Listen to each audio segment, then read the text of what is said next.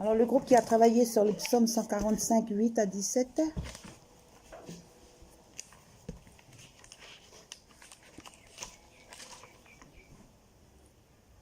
Allez-y, les sœurs. Il couvre les cieux de nuages, il prépare la pluie pour la terre, il fait germer l'herbe sur les montagnes, il donne la nourriture au bétail. 145. Psaume 145, 8 à 17. 145. 8 à 17. L'Éternel est miséricordieux et compatissant, lent à la colère et plein de bonté. L'Éternel est bon envers tous, et ses compassions s'étendent sur toutes ses œuvres. Toutes tes œuvres te loueront, ô Éternel, et tes fidèles te béniront. Ils diront la gloire de ton règne, et ils proclameront ta puissance, pour faire connaître au Fils de l'homme ta puissance et la splendeur glorieuse de ton règne. Ton règne est un règne de tous les siècles, et ta domination subsiste dans tous les âges. L'Éternel soutient tous ceux qui tombent, et il redresse tous ceux qui sont courbés. Les yeux de tous espèrent en toi, et tu leur donnes la nourriture en son temps. Tu ouvres ta main, et tu rassasies à souhait tous ceux qui a vie. L'Éternel est juste dans toutes ses voies et miséricordieux dans toutes ses œuvres.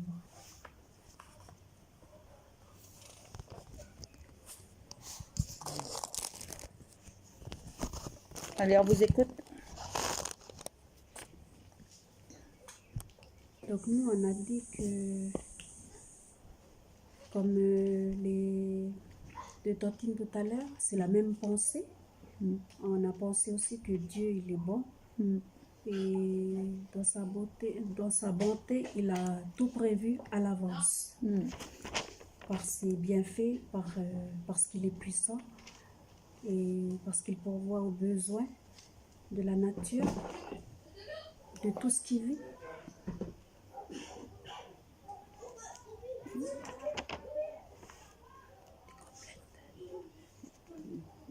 Il est plein de bonté puisqu'il est lent à la colère, parce qu'il a il est trop gentil, donc la colère, c'est pas...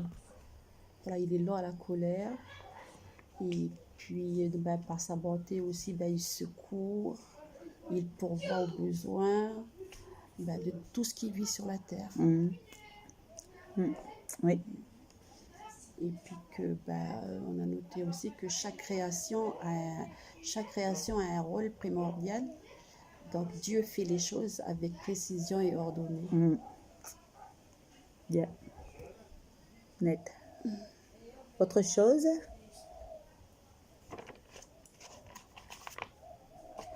Il est compatissant et miséricordieux.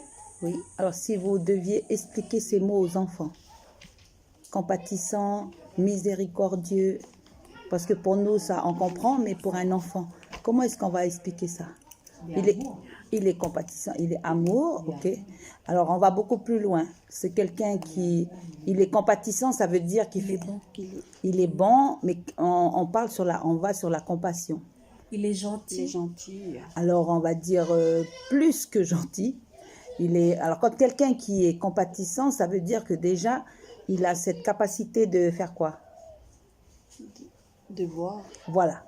Comme ça, en fonction, il voit le besoin. Voilà. Il voit, et non seulement il les voit, mais il connaît les besoins. Et le fait qu'il connaît les besoins, parce que quand on va parler de compassion, il y a le fait de s'arrêter et de regarder le besoin d'une personne. Et là, je vais m'approcher de cette personne. Je vais m'intéresser à elle.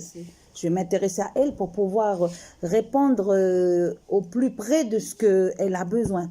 D'accord? Parce que le manque de compassion fait que je vais passer tout droit. Je vais passer tout droit, je vais l'ignorer. C'est pas mon souci, sans problème. Mais quand j'ai de la compassion, le bon samaritain, il s'est arrêté. Et après, il va regarder, il va aider, et puis non seulement est-ce qu'il aide simplement en parole, le bon samaritain? Et il agit. Voilà, il va mettre en fonction du besoin, et lui aussi, il va payer de sa personne, puisqu'il va donner de l'argent pour pouvoir aux besoins de celui qui est blessé. Il va dire, occupez-vous de lui, voilà, je vous donne ce qui est nécessaire. C'est ça la compassion. Ce qui montre la compassion de Dieu, c'est parce que Dieu il connaît le besoin, mais en plus de connaître le besoin, il va créer ce qui est nécessaire pour pourvoir à ce besoin. Et pourquoi il fait ça? Parce que c'est un Dieu d'amour. C'est un Dieu qui nous aime et qui connaît au plus profond les moindres détails de nos besoins. D'accord?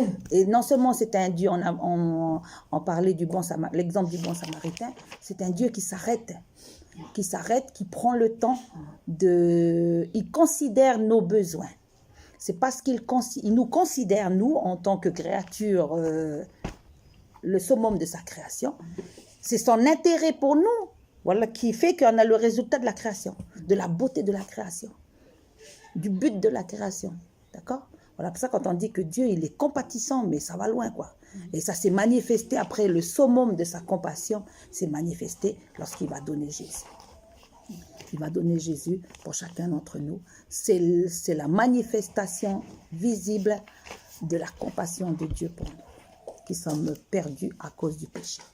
D'accord? Et la compassion, bien sûr, le fondement de la compassion, c'est la miséricorde. Et le fondement de la miséricorde, c'est l'amour. Voilà. Et tout se fait, tout ce que Dieu fait, tout ce qu'il a créé, ça a toujours été fait par amour.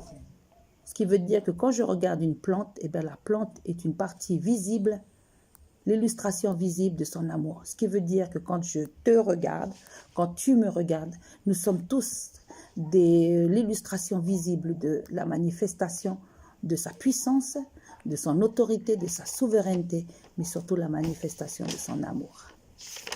C'est net. Donc, quand la Bible dit que je te loue de ce que je suis une créature si merveilleuse, voilà, c'est normal, parce que je suis le résultat de la réflexion, de la sagesse, de la souveraineté du Créateur. Net, hein? C'est trop choc. Et donc, on voit aussi dans ce passage que voilà, on parle, on voit Dieu aussi, Dieu, comment on appelle ça? Il agit aussi comme comment on pourrait dire? Il est le créateur, mais là, on voit, il manifeste sa souveraineté. Donc, le Seigneur, on le voit comme un quoi, là? Comme un roi. Un autre mot que roi, comme un seigneur, comme un souverain, comme un seigneur, comme un quoi encore? Pour nous, parce que si on dit aux enfants souverain, seigneur, c'est loin pour eux. Comme un héros. Comme un président. Comme un plus grand qu'un président. Celui qui est toujours devant là. Directeur. Comme un chef, exactement. Comme un chef, comme un leader, voilà. Mais comment il agit, notre chef? Il agit comment? Est-ce qu'il est là pour satisfaire? Il fait tout ça pour satisfaire ses propres intérêts. Non, pour le bien. Voilà, voilà, pour le bien de chacun d'entre nous. Donc c'est un chef qui est, comment on appelle ça, qui est à la fois devant, mais c'est un chef qui se soucie de tous ceux qui sont sous son autorité, dans sa souveraineté. Et voilà. C'est pour ça qu'on dit que le Seigneur, c'est lui le Seigneur des Seigneurs, c'est le Roi des Rois, que toutes les autorités de ce monde sont sous son autorité, mais il est l'exemple même, voilà. C'est le Roi des Rois, il contrôle, il peut faire, il fait ce qu'il veut, mais il ne va pas faire ce qu'il veut dans le but de son intérêt à lui. Il va toujours faire les choses dans le but de notre intérêt, parce que tout ce que Dieu fait, mais c'est toujours pour nous. C'est toujours par amour pour nous. C'est toujours pour nous interpeller. C'est toujours pour nous parler. C'est parce que Dieu, c'est un Dieu qui communique. Mais il ne va pas communiquer avec les plantes. Il ne va pas communiquer. Et pourtant, les oiseaux lui parlent, puisque les oiseaux lui demandent de la nourriture. Mais ce n'est pas avec eux que le Seigneur communique. Le Seigneur utilise eux pour pourvoir à nos besoins. Pourquoi? Parce que son seul but, c'est toujours d'être en relation avec nous. Toujours. C'est trop ça. Ça va loin. Mais la bonté de Dieu, c'est en 3 mots. Hein. On dit Dieu est bon. Et derrière tout ça, mais il y a toute la puissance de Dieu dedans. Il y a toute sa perfection. Il y a toute son autorité derrière. Dieu est bon. Waouh. C'est net. C'est choc. Comme les enfants diraient. Mais ça, c'est pour ça que c'est important d'étudier la parole de Dieu avant, parce que ça nous motive. Ça nous motive dans ce qu'on va faire. Voilà. Quand on aura une épreuve, on va se rappeler, Dieu est bon. Dieu fait toutes choses bonnes. Ah, la Bible dit, Dieu fait toutes choses bonnes et belles en son temps. D'accord? Nous, on voit une épreuve, on voit tout de suite mauvais. Pour dire au Seigneur, mais Seigneur, mais pourquoi tu as permis ça dans ma vie? C'est mauvais. Sur le coup, c'est mauvais à nos yeux. Sur le coup, ça nous fait mal. Mais après, quand on passe l'épreuve et avec le temps, on finit par comprendre et on se dit, ah oh, merci Seigneur. Merci Seigneur parce que tu as permis ça. Et après, des fois, on se dit, ben merci Seigneur que j'ai pas pris cette direction parce qu'en fin de compte, si j'avais pris ça, je suis perdue. La bonté de Dieu fait que Dieu me protège. C'est pour ça que dans sa bonté, ben des fois, il va me dire non. Mais moi, j'ai toujours envie que, justement, je vais dire, mais Dieu, tu es bon, tu ne peux pas me dire non. Ben si, c'est parce qu'il est bon qu'il va dire non, ce n'est pas bon pour toi. Voilà. D'accord? Dieu, il connaît nos véritables besoins, quoi. Donc, j'ai marqué aussi, c'est un amour pratique. Hein? Il n'est pas qu'un Dieu qui parle, mais il agit aussi. Donc cet amour pratique se manifeste dans tout ce qu'il a créé, dans tout ce qu'il a fait. Sa bonté, d'une manière pratique, s'est concrétisée par la création, tout ce qu'il a fait, dans le but de pourvoir à nos besoins. C'est bon? Le psaume 147, 8 à 9.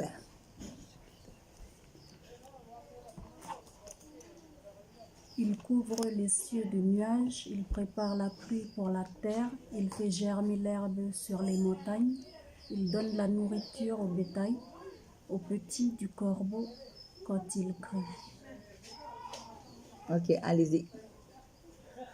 On voit qu'il pourvoit aux besoins, aux moindres besoins aux petits corbeaux, Oui. aux petits oiseaux, tout ce qui est petit, il pourvoit aux besoins Exact. aux tout petits. Exactement.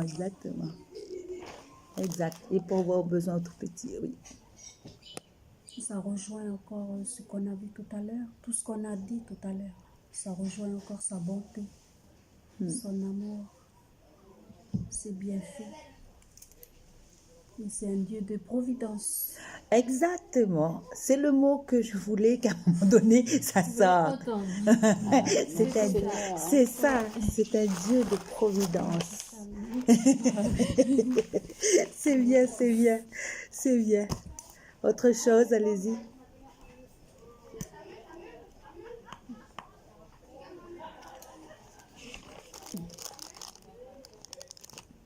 Autre chose, les autres, vous pouvez réagir aussi.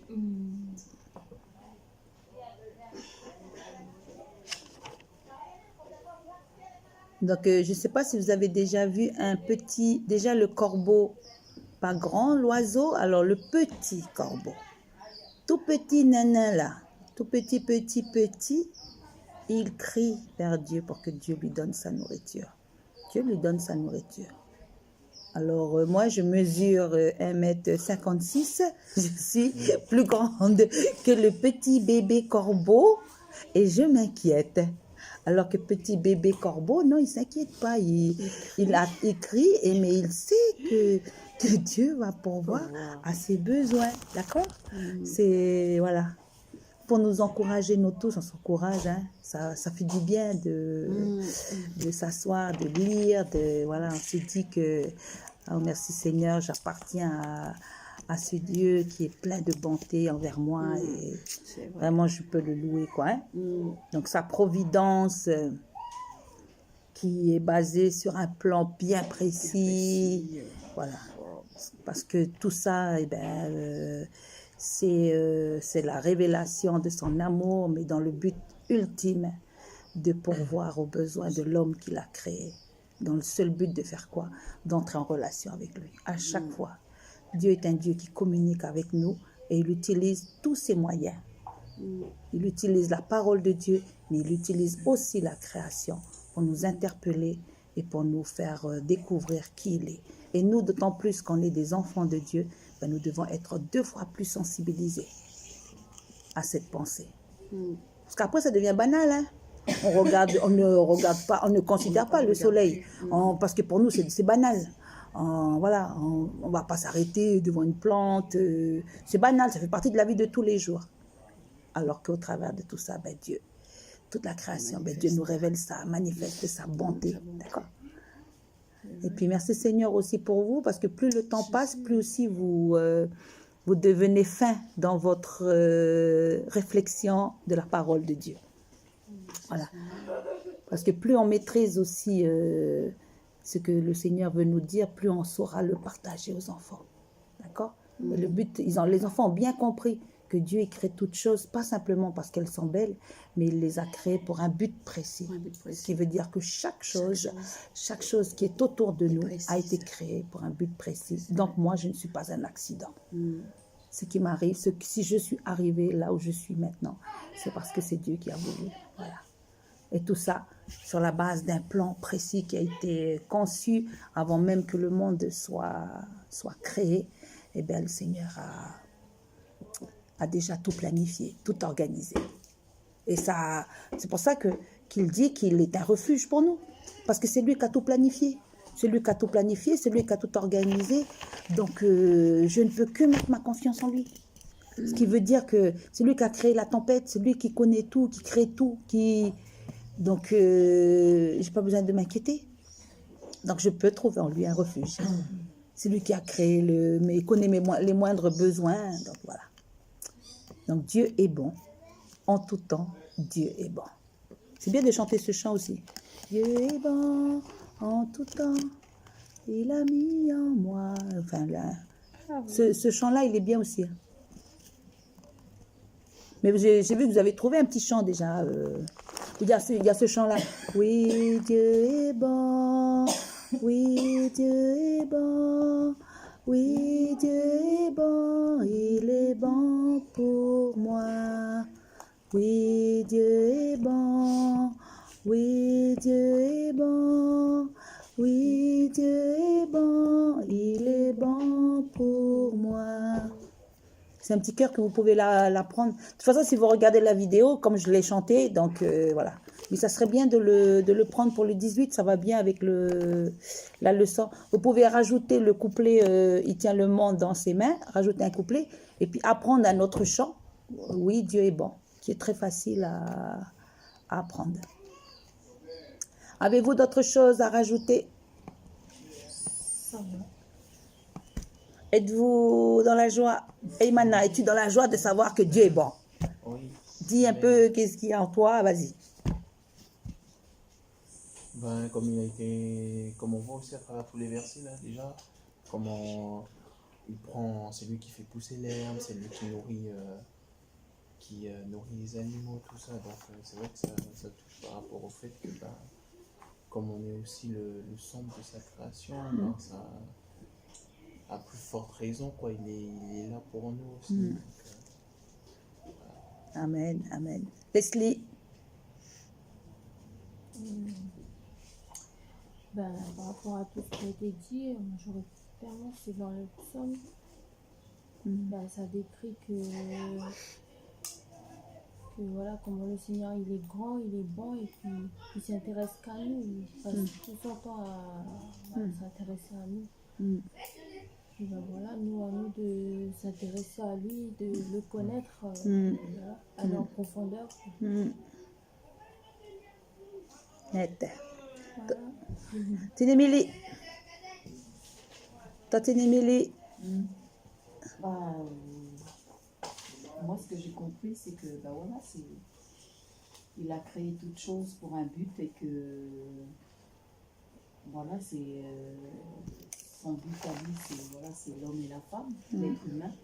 Et donc, tout ce qu'il a créé avec sagesse. Il a réfléchi à tout ce qu'il devait faire avant. Il a déjà tout planifié. Et c'est merveilleux parce que quand on voit ce qu'il fait, ça nous pousse à nous aussi à faire comme lui, quoi, dans notre vie, maintenant avec lui, maintenant qu'on est des enfants de Dieu. Amen. Nous devons toujours réfléchir et planifier notre temps, que ce soit avec lui, mais dans notre foyer, dans notre lieu de travail, dans ce que nous devons faire dans notre vie. Parce que quand je vois, je lis les passages qu'il a fait, c'est que toute chose, il a créé toute chose pour ça. Par exemple, les animaux, il a créé la nourriture pour eux. Pour les arbres et tout, ben, il a créé la pluie comme pour que ça puisse pousser. Parce que c'est vrai que nous, on est là pour... il nous utilise pour planter les choses, mais c'est lui qui fait nourrir tout ça, c'est lui qui fait pousser, c'est lui qui... Donc moi, en lisant la parole, en lisant ces versets, ça me dit que c'est vrai, il est bon, il est merveilleux, et il est grand. On voit sa puissance, parce que c'est pas quelqu'un de... On ne peut pas minimiser son amour. Et